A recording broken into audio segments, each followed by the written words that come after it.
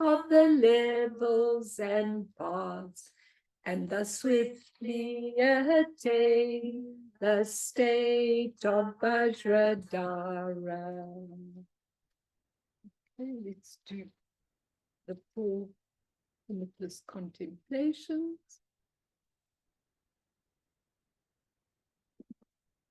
May all beings have happiness and create the causes of happiness. May they all be free from suffering and creating the causes of suffering. May they find that noble happiness, which can never be tainted by suffering. May they attain universal impartial compassion, free of worldly bias towards friends and enemies. Semchen tamche dewatang dewe jutang den pa jutik Dungal tang, dungal chichu tang tra waju chik, dungal mepe dewa tampa tang mindra waju chik, nearing chak tangi tang tra we tang nung chempo lani pa ju chik. Okay, so tonight we're going to do the fascination of understanding our 5 dimensions of being. Okay, and if you could switch on your cameras, you guys, I'll be very happy. Then I can see when you understand, when you don't understand. And also, as I said to them yesterday, it's nice when people are talking to get used to other people and they're talking. It's a really nice thing. So when we do this teaching, I want to speak about the 3 things in Buddhism that we have. We have understanding, experiencing, and realizing. So what I'm going to try and give to you tonight is an understanding of your 5 dimensions of being, an understanding of that. And then after that, you've got to try and experience things. And when you experience it, you take that understanding to another level. It's no good just having an intellectual understanding. It'll do nothing for you in terms of your own nature. But when you have an experience, it starts waking something up in an incredible way. Okay, Linz, don't worry.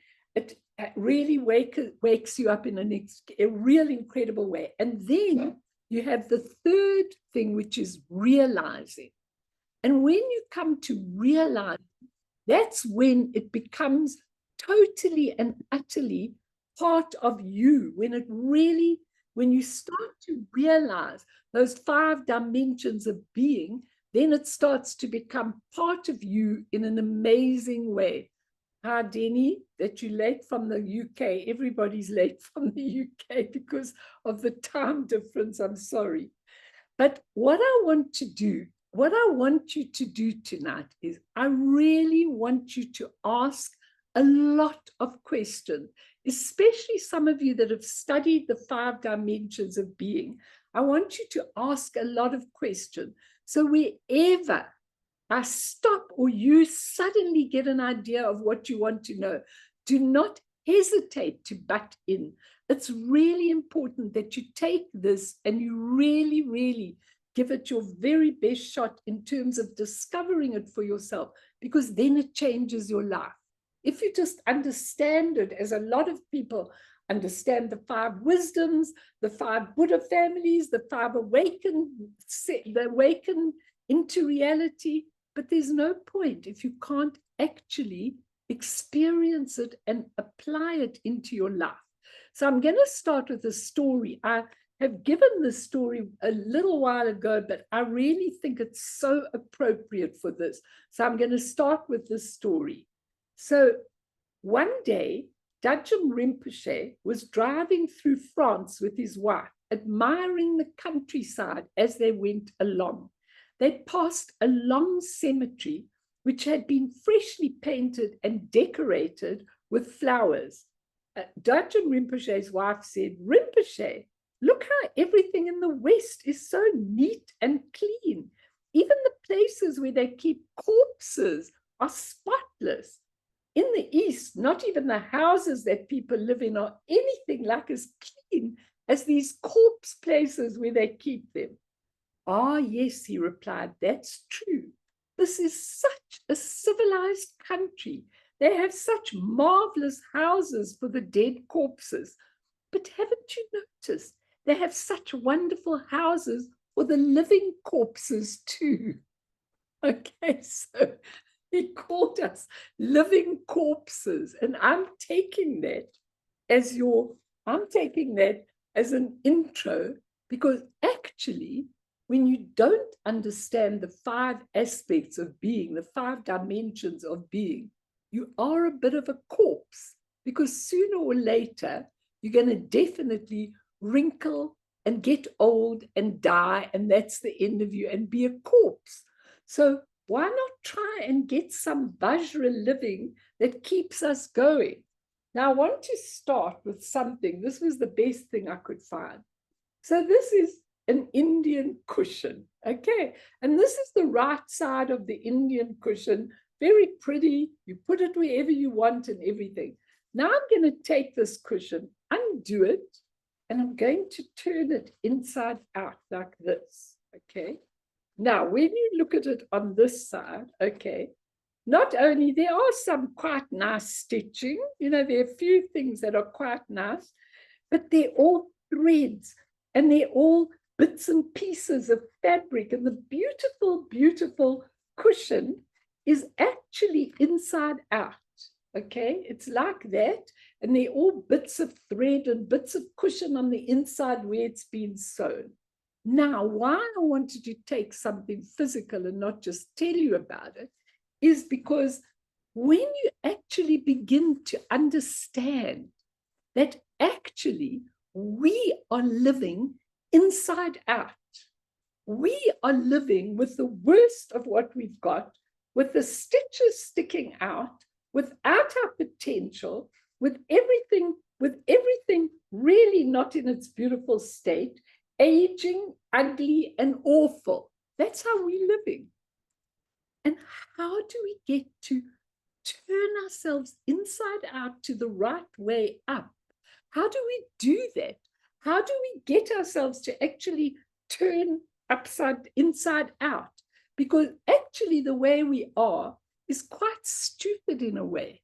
I mean, we just live with all these delusions and all these things that we believe in, and all these things, these fears and these phobias and absolutely everything. That's how we live all the time.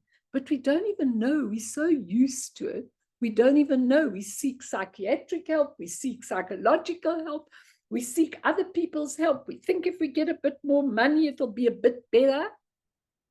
I want you all to really, really think about this. The other example is a very beautiful example because it's the ice tray. Now, if you look at the ice tray, if you take an ice tray that you put into your fridge, and if you take an ice tray and you put it into your fridge, okay, you fill it with purified water. Nobody knows if you filled it with purified water. When you get ice in your drink, when you go out, do you ask, is this purified water that has been there? You don't even know that it's purified water. But the purified water goes into the ice tray and into the freezer. And when you take it out, it is frozen. It's cubes of ice. And is that ice the same as the flowing water or different? It's exactly the same, because you took the purified water, you you froze it in the fridge, you froze it up, and then you took it out. And if you take that tray into the sun, it'll absolutely melt. Now we are the same. It's my other example. We have frozen ourselves into this physical body with all the ailments, all the poisons, all the everything. We've frozen ourselves in, and we need to start exposing ourselves to the sun and the truth and immediately become free-flowing. The trouble is we don't even know that we are frozen. We've been frozen for so long, we don't even know that we actually are frozen. Now, there's great depth in the whole question of really viewing these 5 dimensions of being. And if you really want this in great depth, you can go back to my whole series of YouTube where I did a long series on psychology versus primordial consciousness. And it's under that title on the YouTubes. So you can go back and get it. But my purpose for this talk is to study the 5 dimensions of being, not in great depth like I did before, but to get a real understanding of certain aspects of the subject, which is so vast. Now, at the outer level, I'm talking about the inner level and going back to front. At the outer level, the natural environment we experience consists of 5 phases of elements: earth, water, fire, wind or air, and space, the 5 elements of which everything is made up of. Now, these 5, if you really want the truth about them, I think that when you look in most religions, they say, and God created the world. He took this substance and that substance and he created the world, okay? That's because we've become dualistic and we don't understand. But when you look at where do these 5 elements come from, where do they come from?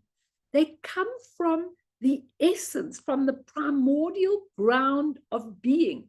From this huge, expansive openness comes these 5 elements. And how they come out is not so you can recognize them as earth, water, fire, air, and earth, but when they come out as a spontaneous glimmering of 5 exquisite hues, colors, beautiful colors coming out of the essence. But as we move through the eons of time from a pure spiritual expression of the elements to a more and more coarse and external to us, the whole world becomes coarse. So what was beautiful in the elements, in colors and hues that were free, become things, coarse, bodies, things, all kinds of things. It becomes coarser and coarser and coarser. As we're changing our mind and we're going into the frozen ice tray or we're turning inside out, everything becomes not only coarse, but we deceive ourselves. We think that everything is outside of us. We don't know that it's all within us and that everything that's expressed is all within us. We don't know. We actually start deceiving ourselves and everything goes outside of us. And then these bodies become so coarse that they start aging, they start wrinkling, they start becoming deteriorating, they start becoming sick, and then they have to die. Shame, everybody's late tonight and now they've missed all the explanation. Anyway, it doesn't matter. And as we move from that pure expression, hello, Eugene, okay, all this happens. Why? Because we slowly forget our 5 dimensions are pure. If only we could wake up to them. They're not outside and they're absolutely pure and they're not coarse. And we will compare these 5 coarse dimensions of being, which are physically and psychologically orientated, rather than great wisdom and its expression, which is actually our inheritance. And how sad that we've forgotten who we are, that we have forgotten that we are 5 free dimensions of beautiful being. Sorry, I'm very oh, shame. Okay, don't worry. Train delays. Okay, just try whatever you can. Okay, so how long have we forgotten about who we are? And how are we coming to be living corpses? Now, Taisitu Rinpoche, was giving a beautiful talk on, it was called A Meaningful Life.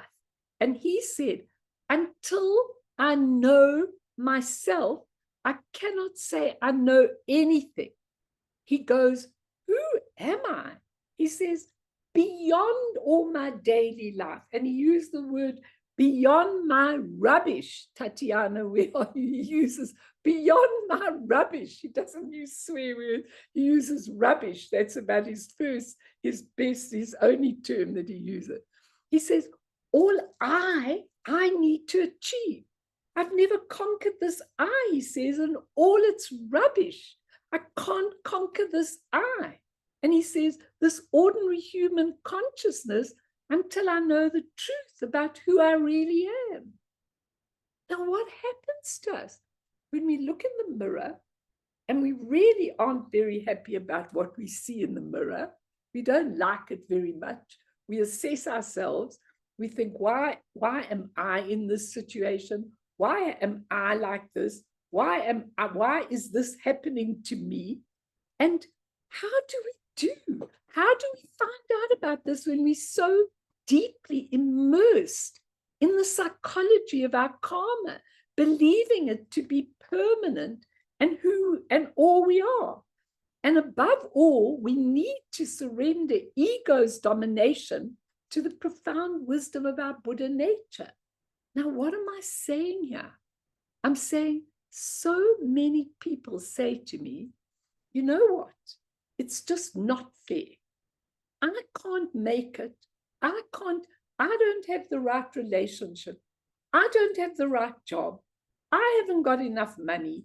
I haven't got this. It's not fair. Why is all this happening to me? But when you look at it, I say to people, everything's fair. Everything is your own creation.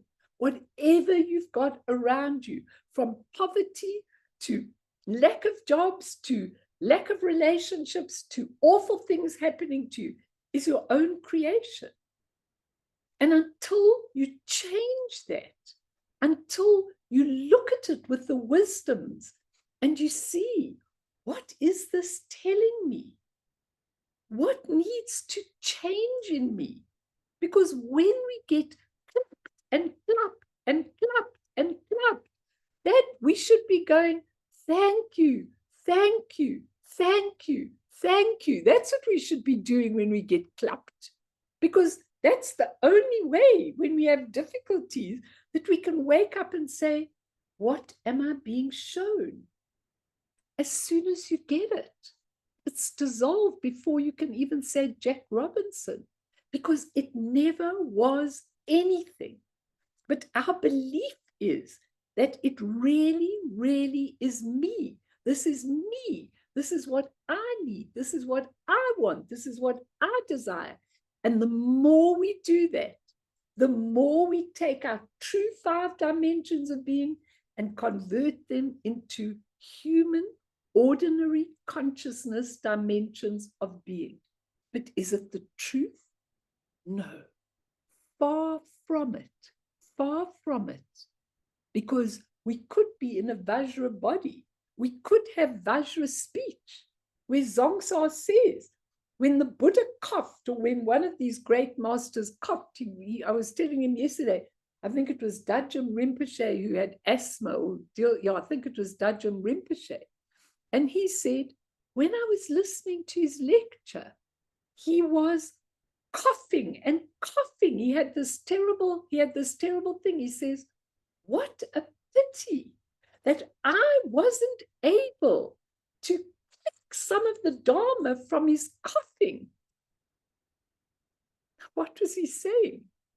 He was saying, when you have Vajra speech, a cough can be heard as an enlightened thing, not as a sick person, but we can't see it. We have to change our perception. We have to open our perception to be able to see this. And in this talk, and I'll stop if anybody wants to ask any, we will keep comparing our ordinary human consciousness, which we use every day, and we believe it's solid, with our primordial consciousness, because we need to understand the 5 dimensions of ordinary consciousness before, okay, we can, and I've used the word before we can allow. I'm using that word deliberately. We need to understand our ordinary consciousness in its 5 dimensions before we can allow, not exchange, allow the 5 dimensions of our primordial consciousness to manifest. We've just got to give the right moment and it manifests. But we don't know this. How did we get caught like this? How long are we going to catch it? These 5 dimensions of primordial consciousness were always right here within us. If we could stop identifying with the ordinary consciousness of this human ego we happen to be in this lifetime. So I don't know if anyone wants to say anything. I really want to go on, and I want to give you a lot of things to wake you up, because it's so, so important for you to awaken. You don't have to do stuff. You just have to wake up. But because of the habitual momentum, it's hard to wake up without any practice of any description. Because if you don't do practice, each practice is actually made so that you will wake up. It's not made to torture you to sit for 5 hours like Zongsa says. Did you sit for 9 hours a day for 9 days doing Vipassana on the cushion? And I answer, no, I definitely didn't. Okay, I definitely didn't. But he says, one glimpse of the Maha Guru within your heart, and you're free. But unfortunately, it's quite difficult to get the glimpse unless you are practicing, and unless you are clearing, and unless you are getting yourself to see the real truth. It's very important. Avi, switch on your camera like you did last time. Come on, I like to see you. Okay, so very, very deeply, not very deeply, very briefly, I want you to just understand how the Buddhist practice goes, and then we'll come to the 5 dimensions. So the first vehicle, now listen carefully because I want you to apply this to your life. The first vehicle of Hinayana, what happens in Hinayana? In Hinayana, if you are entering the path and you are one of those people who wants to shave your head, go and live in a cave, go and live in a retreat center, give up your physical life, that's what you do in the Hinayana. You renunciate. You renunciate your awful emotions. You renunciate your life. You renunciate everything in this life, and you start moving away from all the temptations of samsaric life. It's the path of renunciation, but it's all for you. That's the first path, is all for you. It's not for all beings. It's for you. Now, that path, some of us might have been on in previous lifetime. It's certainly not a path for me. And if you have children and if you're involved in this world, it's not the path that we need or want, because we want to know a lot. Some people it is, and that's fine. But we want to know that in our daily life, we're able to pick up this enlightenment, not by going away from everything and being out of everything. And then you come to the second vehicle, which is called Mahayana. That's a wider vision. That includes other people, okay? And it includes compassion.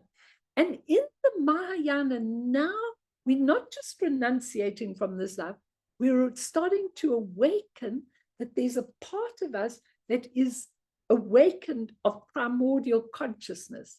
And in that pathway, it's the path of purification. So what happens is you start to change things. So instead of hating, you think, how can I purify that hate and give it into love? You start changing and purifying everything, and you do it for the sake of all beings, and you begin to know that there's an awakened part of you. And then the third vehicle, this is just very briefly for the purposes of the 5 primordial consciousnesses. So the third vehicle is Vajrayana. And Vajrayana is what we always do prior to the talks. That's the deity practice, okay?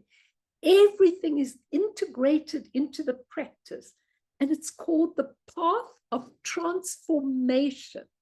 Because what you're doing in that path is you are starting to change your ordinary consciousness into primary consciousness. Now, a lot of people say to me, I'm not doing any deity practice. It doesn't appeal to me. I don't understand it. I don't want to do deity practice. But what people don't understand, that's fine, and that's fair enough for you. The deities are not outside. If you wanted to change the word deity, you could change it to a beautiful awakened quality, because that's what we've got, these qualities. And in this pathway, we transform all our ordinary beliefs, our own ordinary body, ordinary speech, ordinary mind is transformed into divinity, Vajra body, speech, and mind. It's transformed into deities in the practice. The ordinary world is transformed into a sacred world, a pure Buddha field. And the energy of the negative emotions and the destructive passions is transmuted into wisdom and enlightened action. Now, some of you may say, so you're looking at the world, and you're looking at wars, and you're looking at dictators, and you're looking at people suffering. So yeah, sure, it's a lovely Buddha field. So fine, you're doing your little practice while you're doing it, and then afterwards you're going back into the world. Wrong. Because when Shariputra said to the Buddha, but how come the world's such a mess? And that was 2,500 years ago, not like it is now, trust me. And he said, how come the world's such a mess when you're in it? The Buddha answered, because you can't see the world as I see it. Is that my fault? And what did he mean? He meant through these same eyes, and trust me, I know what I'm saying, through these same eyes, you could see all the ugliness of the world in a completely different way. You could see the truth. While you were in a physical body, you could see the truth if you trained enough. Because the world, once there has been an awakened being teaching in this world, it means this world is an awakened world, but we can't see it. We can't get it. We just can't get there at all, okay, unless we do it. And for those who are even braver than that, they can even go to a higher level, to the top of Vajrayana, to the Dzogchen or the Ati Yoga, and there isn't even transmuting, there isn't even transforming. The goal was already there right in the beginning, and there's actually no path, because it's called the path of self-liberation, not liberation of yourself. Self-liberation means it liberates by itself. Why does it liberate by itself? Because if it came out of the purity, if it came out of the essence, it must be pure. But our deluded perception sees it as impure. And if we left it alone and just allowed it, it would go back into the essence. The essence, the dimensions of the essence, the elements and everything are always pure. But the minute we become deluded and we separate ourselves from it, we can't see it anymore. We see it on that other level. So the path of self-liberation means everything in our ordinary consciousness awakens, and all our coarse negativity liberates by itself, And if this excites you, there's no path, there's no thing, nothing to do, nowhere to go. And if this excites you, then start awakening right now, right this minute, if it excites you. Because when I hear this, what I've been doing for the last many years, I have been playing creatively with these 5 dimensions of being. I've been playing with them for years and years. I've been saying the prayers until I get it. I've been doing practices until I get it. Now, I haven't got it yet, but certainly I know how to play with it and how to teach you to play with it. So you start leaving the poisons and all of that. They just transform, they just liberate by themselves, okay? And if not, and if this doesn't ring true with you, start on one of the other vehicles, but start realizing now that your psychophysical world, your world of samsara that you live in, is dreamlike, illusory, and so are all your emotions. They never were solid, they never will be solid, they never will be you. So open up and start discovering. Questions, comments, anything you want to say, please challenge. Come on, this is how you learn. I want to now show you the 5 dimensions of being in a crystal, but I want you to please ask, say, comment, tell me what frightens you, what you like. I'm waiting. What you don't like, what you challenge, how do you do it, where, what, how, who. Anyone, come on, I want to hear your voices, because I want this to apply to your lives. You don't want a monosyllabic talk from me. Interact with me, ask me, challenge me if you want. Say this is rubbish what you're talking if you want. I've been playing with it for years. I love it. I do it in a different way every day. But every day I'm aware of the wisdoms. I'm aware of the different dimensions and realities of being. And I want to put that over to you.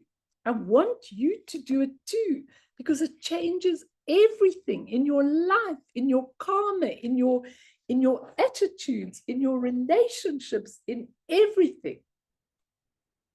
I have a question, Please, Melanie.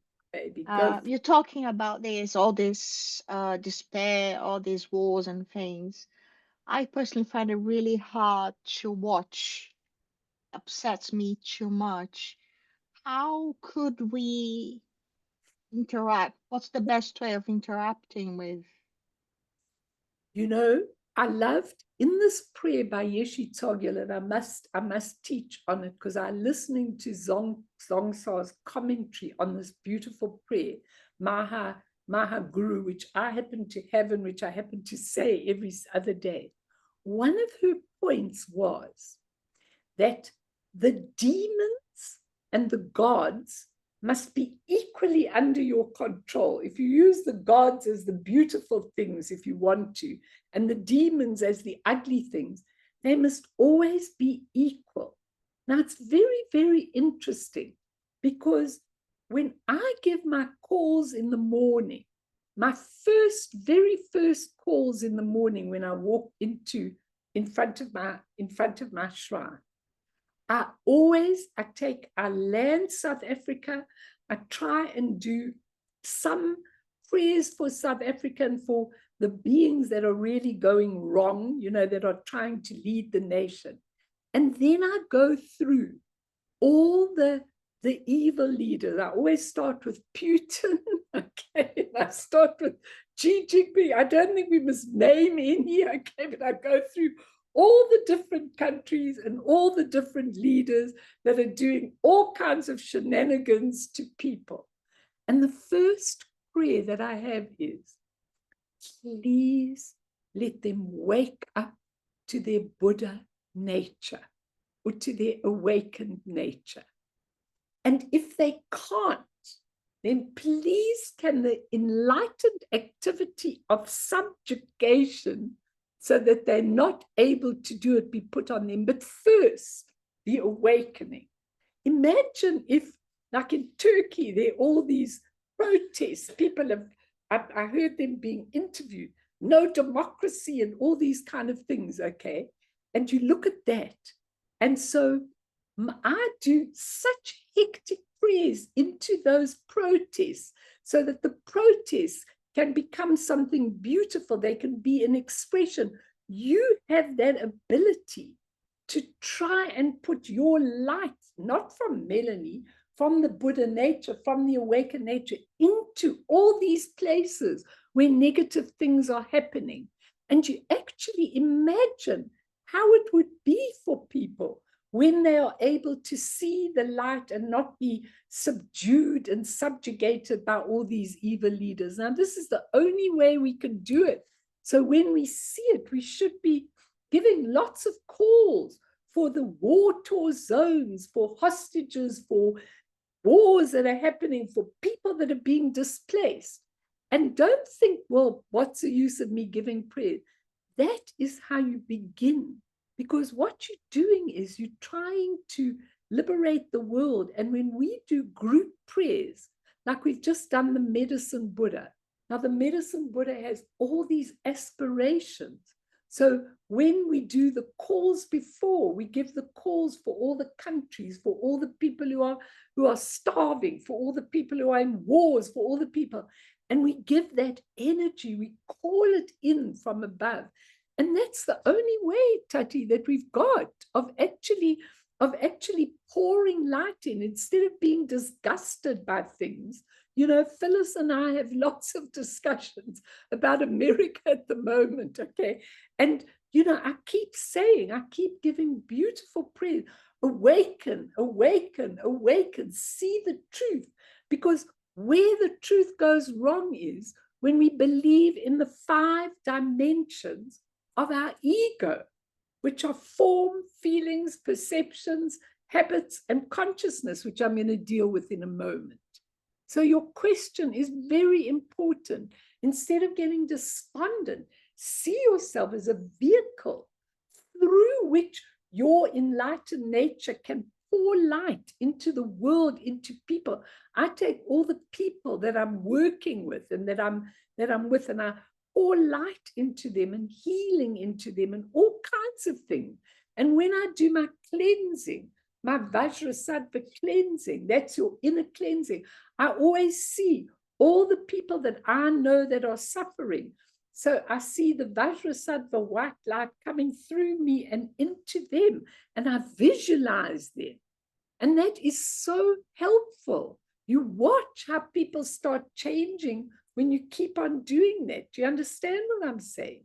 It's really important what you're asking, because to just say, oh, it's a lousy world and what can I do, is to give up.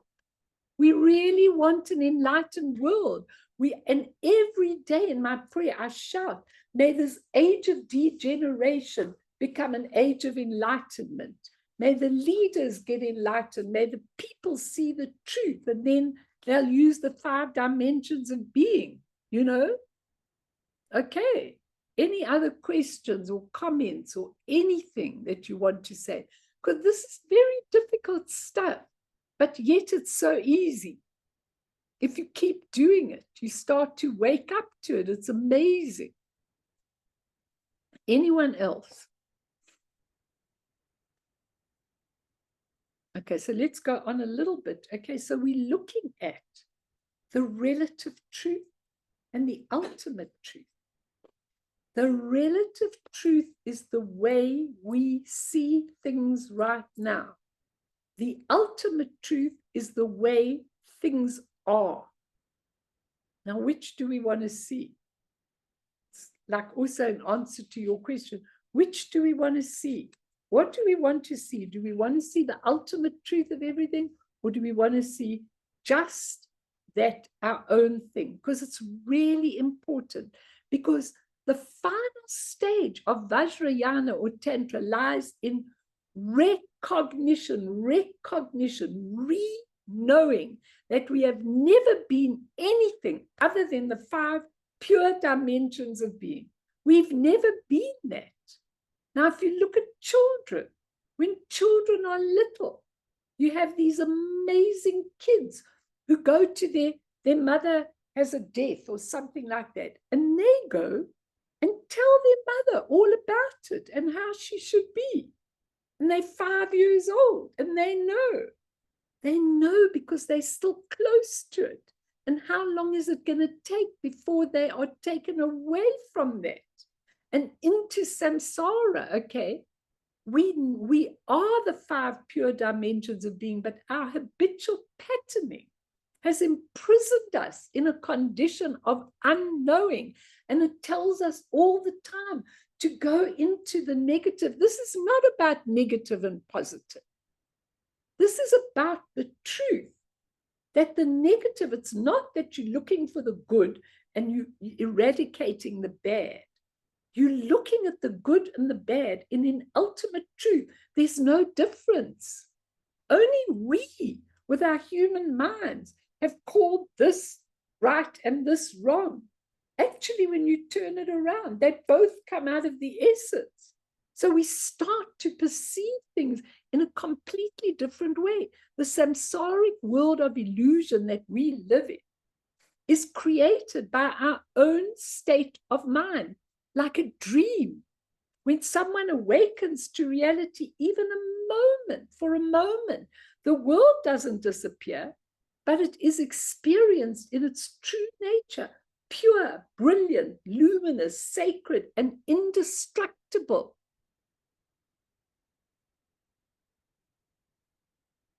It's really important that all of you understand this completely. And this lovely story where one day, as the big temple bell was being rung, the Buddha asked Ananda, the disciple who was his personal attendant, where does the bell sound come from? The bell, said Ananda.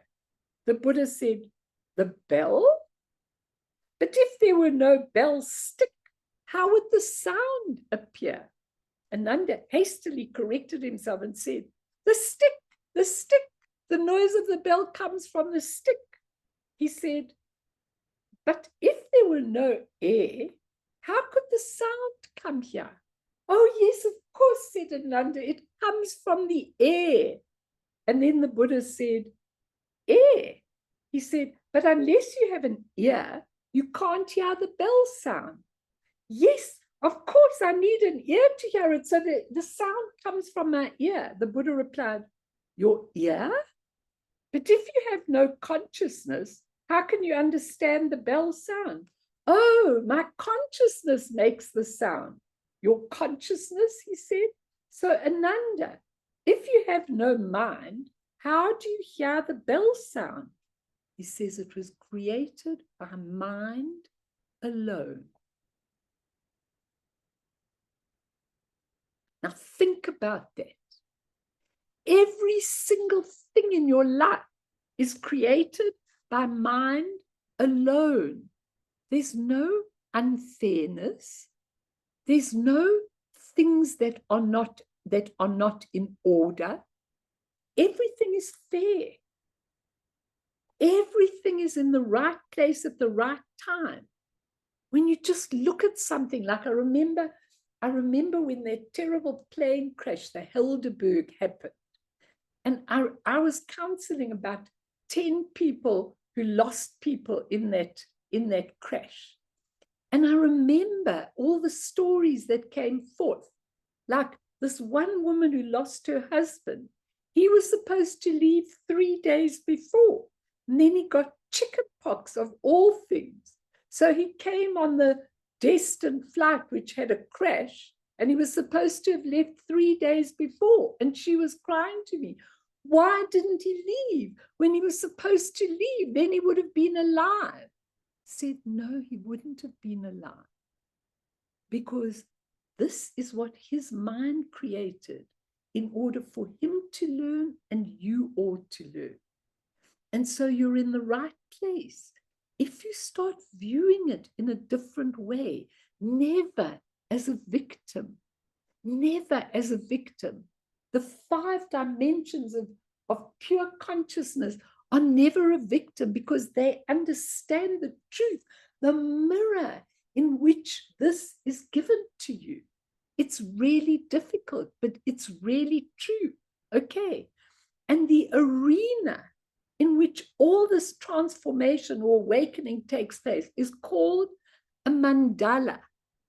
Now, it's very interesting. I always use my little crystal. I don't know if you could see this, everybody, but there's a Buddha in the middle of the crystal. Okay, that's your Buddha nature, your Buddha mind. There's a little Buddha. And if I take this under the light, it's very difficult to see in the night. But if I take this into the light, every time I turn the crystal around with the Buddha nature in the middle, one side is green, then it's yellow, then it's red, then it's blue. Now, when you look at that, these are your 5 dimensions of being. They have different colors. They have different hues. They're all one, but they have different colors and different views. Depends where you're looking. And it depends where this lifetime belongs. Because did you know that when you understand the 5 dimensions of pure being, that you also have a lot of the qualities that belong to one of those dimensions? And what is amazing is people like Francesca Fremantle and Irina Rockwell have actually given you the personality traits in your physical body when you belong and feel you belong to one of these aspects of the 5 dimensions of being. So when we look at this arena, we should end with these 5 pure dimensions. But I'm just beginning here so that you can get the vision of this mandala. This is an expression of wakefulness, a reminder to awaken. All appearances are the bodies of the deities. All sounds are the sounds of mantra and truth. All the intrinsic awareness fills the mandala with luminosity, and this luminosity can dawn as your wisdom. Now, if you would give me that prayer of the mandala, I'll be very happy, if you can, that I sent you. I want you all to read this very, very slowly, okay? This is one of Tulku Urjan's prayers, and it's really very interesting because the mandala is the full round of all the dimensions of you being. And you go, hum, all sights are the body of the peaceful and wrathful ones. All that is heard is the sound of mantra. Thought-free awareness, it's beautiful, Fee, is the space of luminosity. The ocean-wide realms are filled with clouds of offerings. Innumerable activities free all beings. This is the all-pervading mandala of the victorious ones. Everything is perfect in the continuity of one taste. Now just look at that as I explain it to you, okay? Because everything is embraced in the pure primordial space, okay? Now it goes, all sights are the body of the peaceful and wrathful one. What does this mean? Those are the enlightened body, the peaceful ones. When you, okay, I'll explain this to you as we go. You can take that off, Fee, and I'll explain it as we go. Okay, all sights are the peaceful and wrathful deities. Now, what happens when you die? When you die, first, you are able to see the essence, which is just pure, clear light. Those that can get it can be freed into the light before anything. If not, then you go to the second barda after death. And that's where these families and dimensions of purity face you. Now, you know how many people can't take it. because the colors are so bright. And there's so much activity. It's all just your mind showing you after death, when all your ordinary consciousness has dissolved, you're now able to see who you are. And as those deities come for you, you need to recognize, you need to know to whom you belong, what you are looking at. It's just your mind, your pure dimension of mind. That's what it is that is coming towards you. The peaceful and wrathful ones, what does that mean? It means first, they come in all their beauty, in all their color, in all their activity.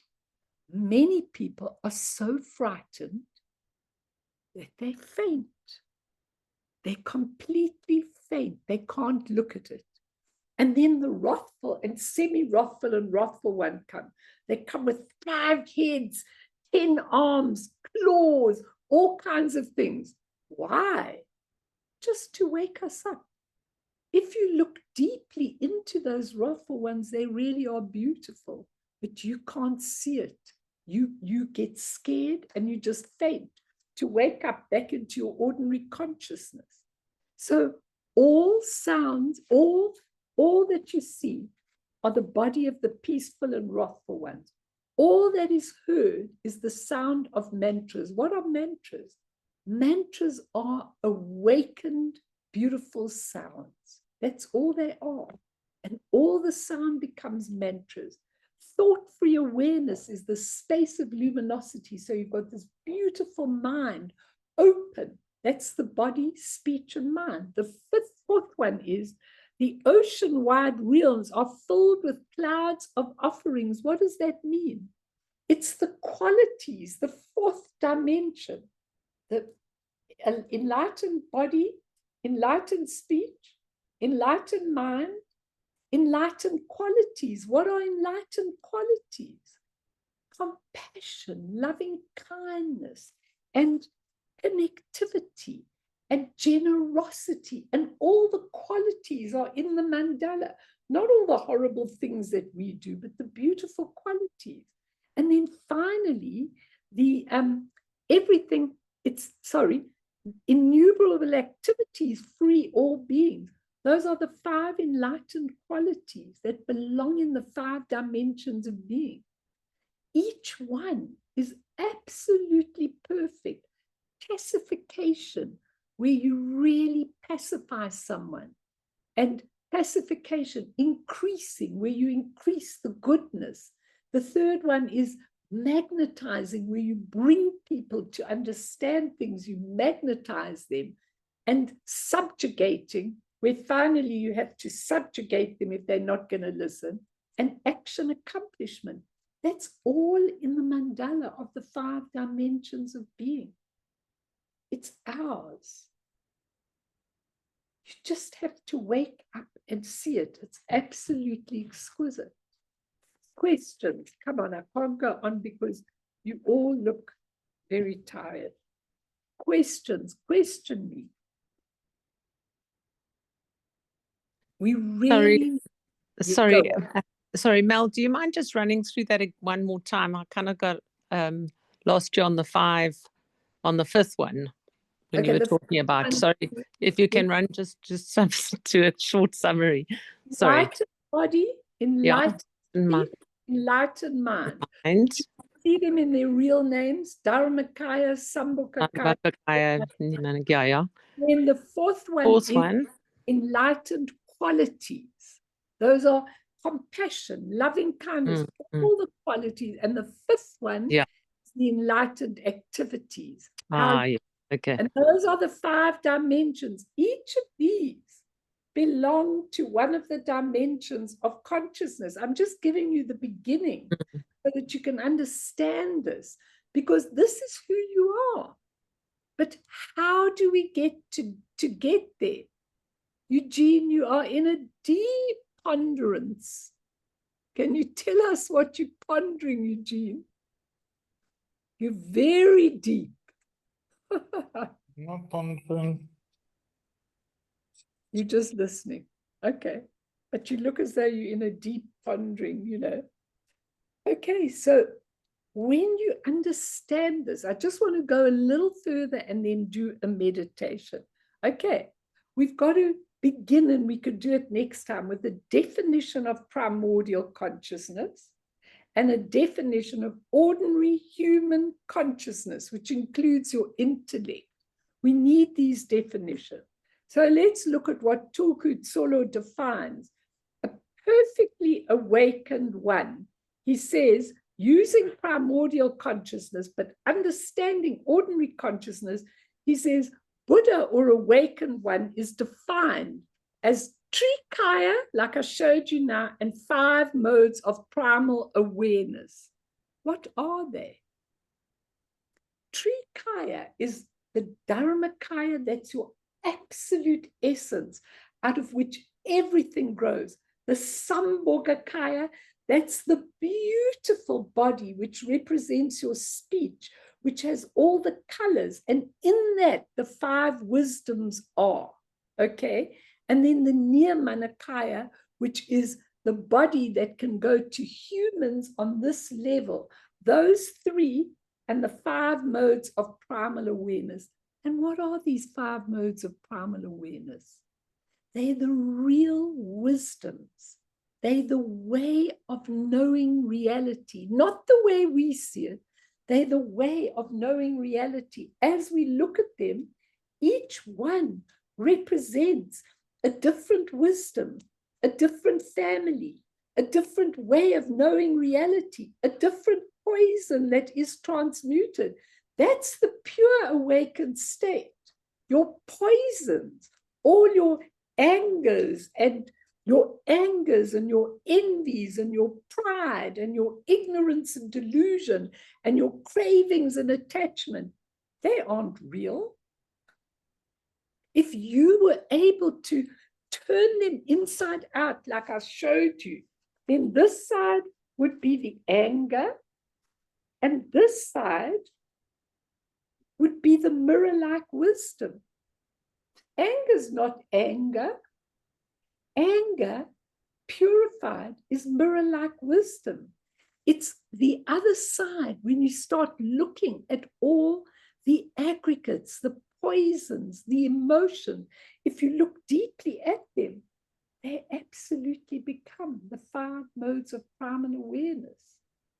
Now, why can't we see this? Kathy, I know you're on the train, but why can't we see this? Come on, tell me.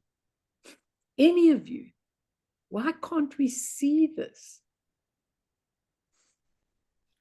Well, if I could come in, I think it's because of the defilements. It's the obscurations that don't allow us. Okay, so why, so what, because there we are, Kathy says, because she's typed, because we're stuck in delusion. What are the defilements? Tell me. We stuck.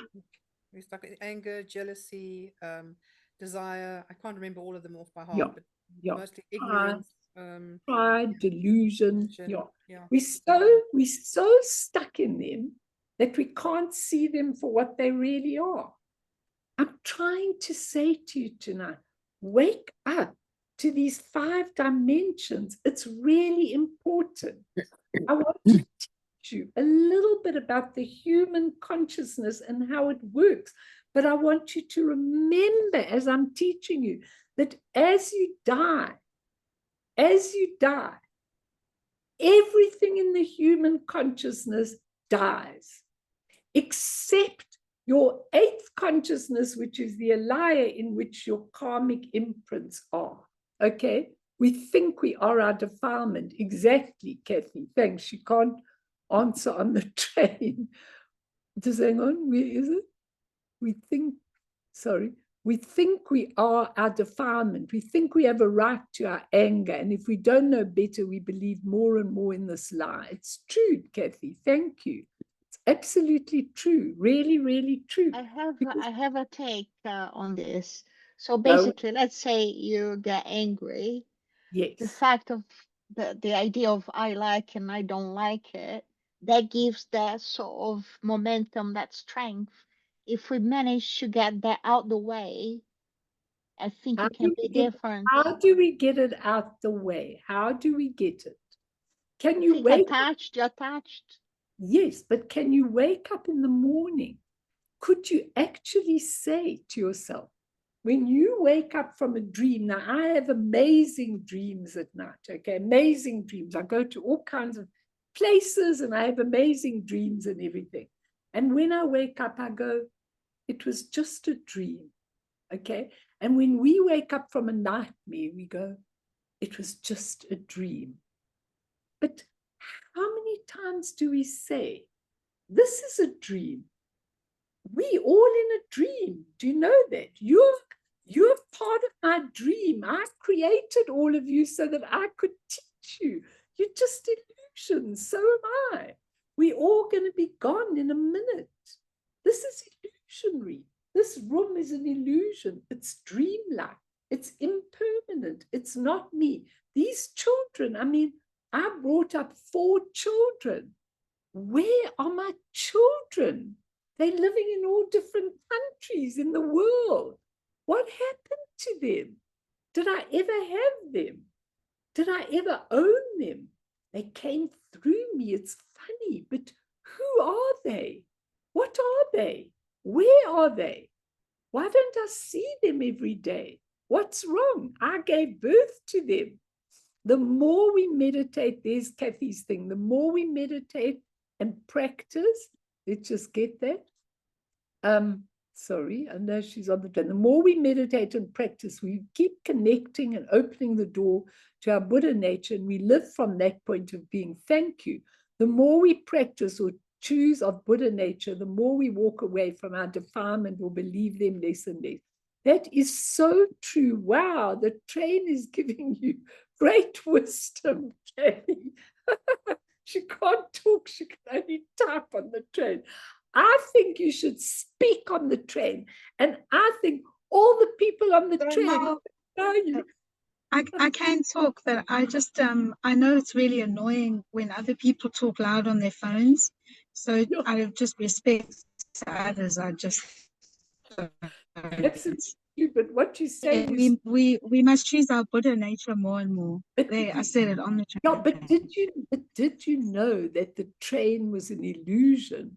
The journey was a dream. You're going to wake up, you're really going to be in the next day. You're going to be in your bedroom. You're going to be all over the place, you know.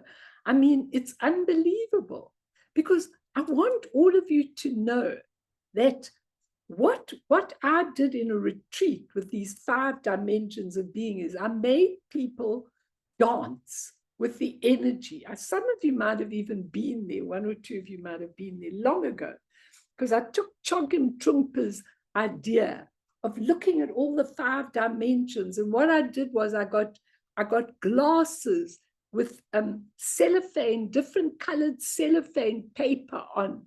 So when you went in, if you were in red, you saw everything as red through the cellophane glasses that I got people. And they had to dance into the part of the mandala where they thought they belonged. I don't know if any of you were there, but we did this dancing. And what was amazing was that everyone seemed to know where they would dance to. Now, when I saw the very first time I saw the picture of Guru Rinpoche, I've got it on my thing, but you can't really see it. But the first time I saw the picture of Guru Rinpoche, which he calls the look-alike picture, I actually looked at it the very first time, and I heard this voice. It wasn't me. I know when that nature's talking through me, the voice said, I'm back. When I saw this picture, I said, I'm back. Okay, now think about what that was, because for me, the Lotus family, which is the red dimension, which I'm going to explain all of these, and we're going to have a lot of fun really exploring them. But the red dimension of the Lotus family was where Guru Rinpoche came from. And when I read the qualities of the Lotus family, what are not your family here, your family that you really belong to, your nature that you belong to, it's fascinating, because the lotus qualities are the qualities that I have in this life.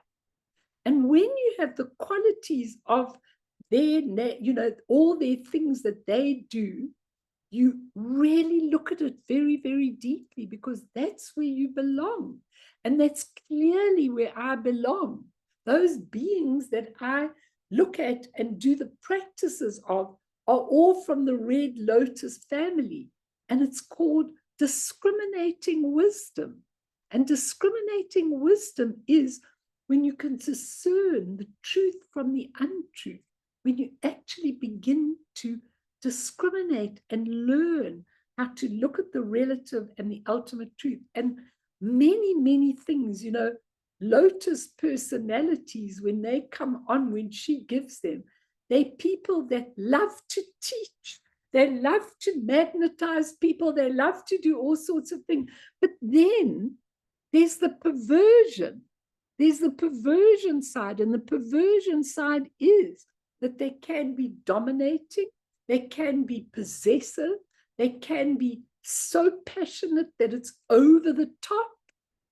And so you begin to be aware when you start identifying with all these 5 dimensions of being, you begin to be aware of what the poison is. The poison of the lotus family is passion, craving, attachment, possessiveness. That's the poison.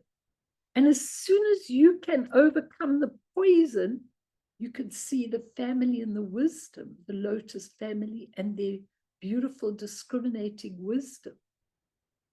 So each one, you learn even to feel the colors of the families, because the lotus family is red, okay? And it's really, you can see what you relate to. I remember one guy on my retreat, and he's a quiet guy. He just danced straight into the white part of the mandala, which was Varashana, which is quiet. And when you read the description, they're always more withdrawn people, people who tend to go by themselves. They belong to that. And that wisdom is the all-accomplishing wisdom. It's pure and it's spacious, but a lot of people who belong to, it's called the Buddha family, who belong to that family are very shy, very reticent, so you look at each of these qualities, which I'm going to give you, and you relate to them and you see, where do I really come from? Who am I? How do you give that beautiful light? How do you overcome the poisons, the skandhas, the aggregates, which I want to teach you, but I'm not going to do it tonight. So I think you're too tired. But when you're changing, you actually begin to see this. Questions, comments, anything that you feel.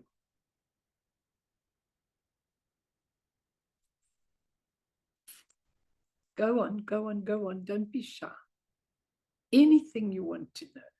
Because there's lots and lots and lots to teach you. But I don't want to teach you if you are, unless you are. Hello, Denny. I'm pleased to see you. Do you want to ask something, Denny?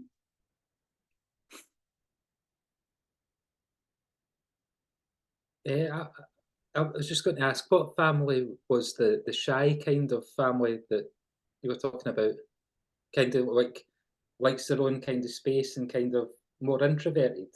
Yeah, and the element is space. It's very spacious, and people, when they really identify with that aspect, of course you can identify with all 5, but you can tell that, because for me, the Lotus family, they're always magnetizing and teaching and doing and and busy, involved with people, and that's that's my kind of nature that I have all the time.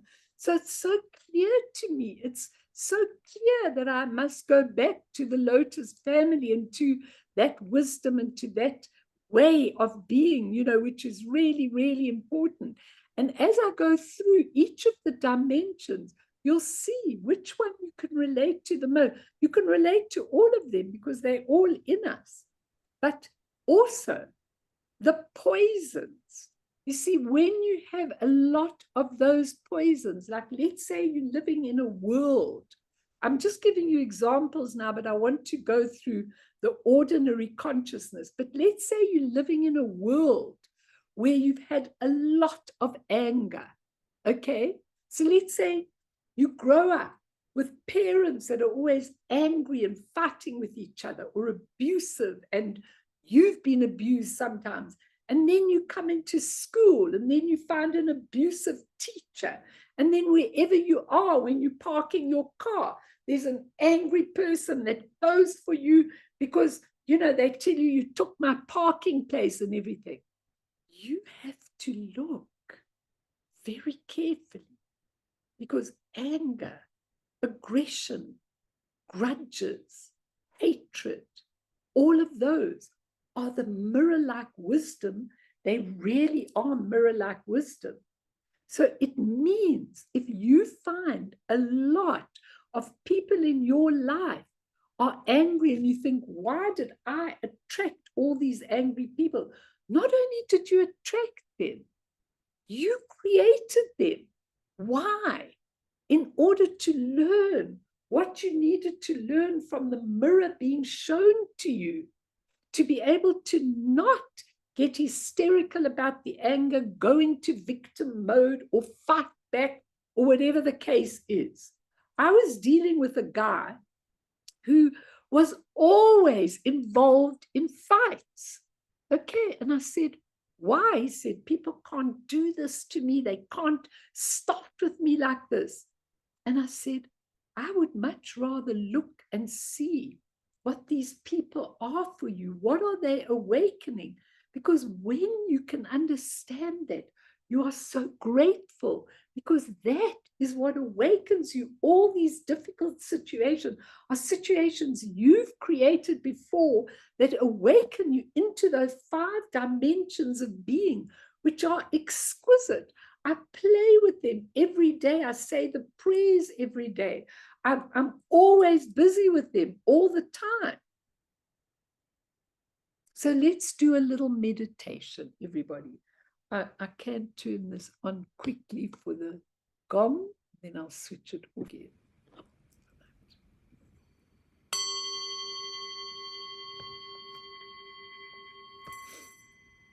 Switch it off so that we don't get the echo. Okay. So I want you to sit. In fact, I want you to take your shoulders back, and I want you to sit in a beautiful posture so that all your energy can run into the middle of your body. Remember that energy is the most important thing, because all the elements, all the angers, all the negative emotions, all the skandhas which we'll learn about are all made of energy. That's all. So when you start to breathe in that pure energy, the whole of the light, and that very pure energy, that is who you are. Take cognizance of it. Open out to it completely and totally, to that beautiful, pure, spacious, blue, open emptiness. Emptiness means full of possibility. And look at you as a human being. And just at this moment, become totally aware of yourself as a human being. How you criticize yourself all the time. How you see yourself negatively very often. And stop. Stop and take in the beautiful, pure, spacious, open, absolute, pure nature. And I want you to see that out of this pure nature, this Dharmakaya, comes the Sambhogakaya. What is that? It's your true nature. It's pure. It's made of colored hues, different beautiful hues. It's made of wisdoms. It's in a particular direction in the mandala. It's absolutely the pure, pure expression of the essence. And that's you. I want you to see and relate that all your poisons, your angers, your prides or arrogance, your craving and greed and grasping, your envy and jealousy, your ignorance and delusion, those are all just made up by the human consciousness. They're not true, they're not you. And when you begin to awaken to this, you'll see that every situation that you are in, and watch your situations now. Look at all your difficulties. Face them. See what things are repeating in your life. And be grateful because they are bringing you nearer to one of the dimensions of your pure dimensions of being, totally awake and alive.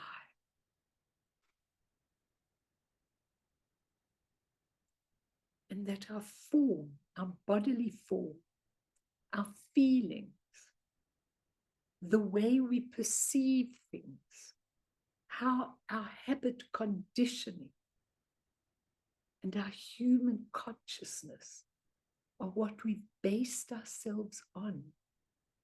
But they're not true. They're just the temporary, transient part of our human consciousness. Doesn't mean we don't have anything, but it means we don't attach to them.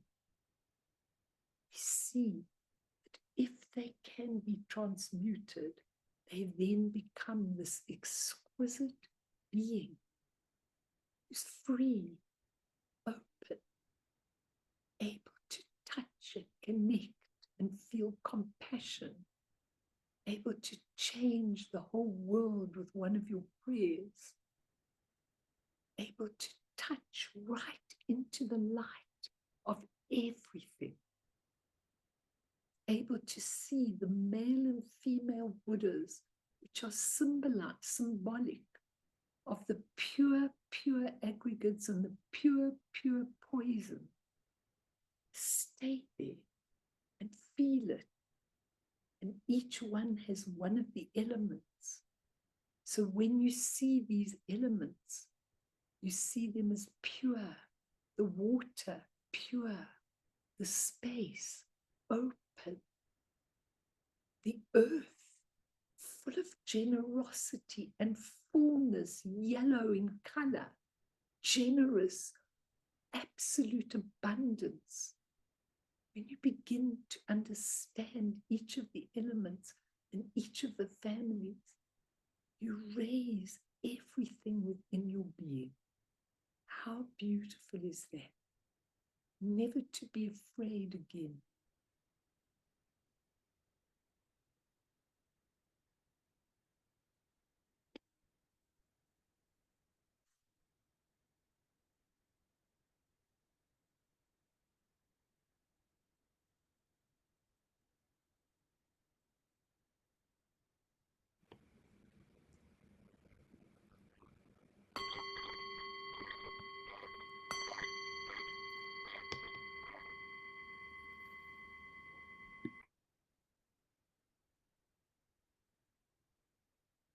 Okay, so listen, what we're going to do next time, because that I call an introduction, just to whet your appetite that you can start playing with these 5 pure dimensions of being. But next time, I want to just go through how the human consciousness works. Okay, not in great depth, You could go back and get that from other talks that I've given. But how the human consciousness works, and how when we decide to change our mind about the human consciousness, when we start to change our mind about how we see things, when we start to change our mind about pushing things outside of ourselves and seeing it as oneness, everything changes in our life and everything goes in the most beautiful direction. Let's dedicate, and then if anybody wants to ask, I'll stay. If anybody wants to say, and we're going to go into the ordinary consciousness. So we dedicate for all those who are suffering. There are so many suffering people on this planet at the moment. And we dedicate for each and every one of them in the wars, in the dictatorships, in the protests, in the hostage dramas, in the bombing of cities, everything, all the people that are suffering. We hope that they can get something and know that this is all temporary, transient, impermanent. And through this merit, may all beings attain omniscience, may all obscurations fall away from the stormy waves of birth, old age, sickness, and death. From the ocean of samsara, may all beings be freed. Sonam die tamje zipane topne ne pedranam tamshene jeganachi balak tropaye sipe sole doa do warsho.